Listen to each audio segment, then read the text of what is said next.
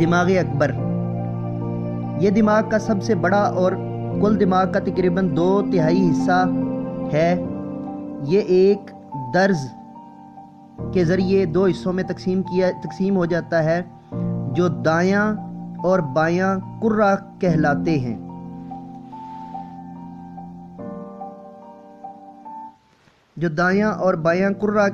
ہیں۔ یہ دونوں درمیانی دماغ کے ذریعے دماغ اصغر اور جسر یعنی برج سے ملے ہوتے ہیں۔ دماغ اکبر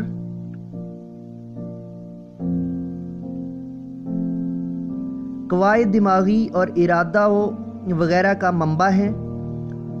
یہ بیرونی دنیا سے جملہ تاثرات کو قبول کرتا ہے اور تمام ارادی حرکات اس کے تحت ہوتی ہیں۔ اس میں تمام اعضاء کی تحریک کے لیے الگ الگ مقام موجود ہیں، لہذا دائیں طرف کے مراکز بائیں طرف کے اعضاء اور بائیں طرف کے مراکز دائیں طرف کے اعضاء پر قابو رکھتے ہیں۔